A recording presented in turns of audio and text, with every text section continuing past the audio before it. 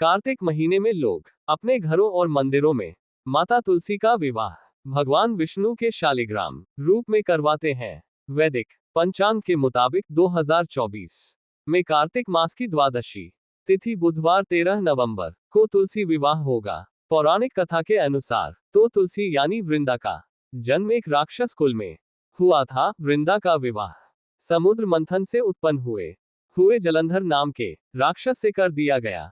वृंदा भगवान विष्णु की परम भक्त होने के साथ पतिव्रता स्त्री भी थी, जिसकी वजह से उसका पति जलंधर भी शक्तिशाली हो गया था। जलंधर इतना शक्तिशाली हो गया था कि किसी भी युद्ध में वह नहीं हारता था। इसके पीछे की वजह थी कि जब भी किसी युद्ध पर जलंधर जाता तो तुलसी यानी वृंदा भगवान विष्णु की पूजा करने लगती, जिसकी वजह से भगवान विष्णु उसकी सभी इच्छाएं पूर्ण करते थे। ऐसे में जलंधर के आतंक से देवता भी परेशान थे। इससे मुक्ति पाने के लिए देवताओं ने भगवान विष्णु के पास जाकर विनती की। देवताओं की बात सुनकर भगवान विष्णु ने इस समस्या का समाधान निकाला और वृंदा के सतीत्व को ही नष्ट करने की बात कही। वृंदा के पतिव्रता धर्म को तोड़ने के लिए भगवान विष्णु ने जलंधर का रूप लिया और वृंदा को स्पर्श कर दिया, जिसकी वजह से वृंदा का पतिव्रत धर्म नष्ट हो गया और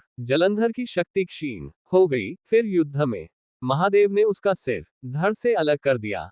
जैसे ही भगवान विष्णु के छल के बारे में वृंदा को पता चला तो वह क्रोधित हो गई। फिर क्रोध में आकर वृंदा ने उन्हें पत्थर बनने का श्राप दे दिया।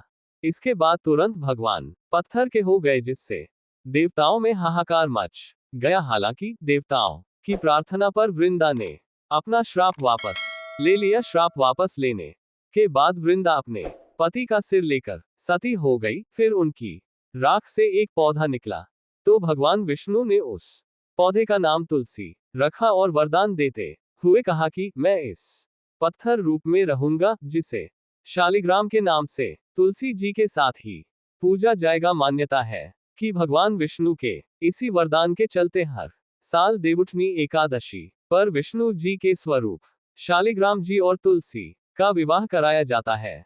ये परंपरा सदियों से चली आ रही है, जो अब तक बड़े ही धूमधाम से निभाई जाती है। तुलसी माता की जय।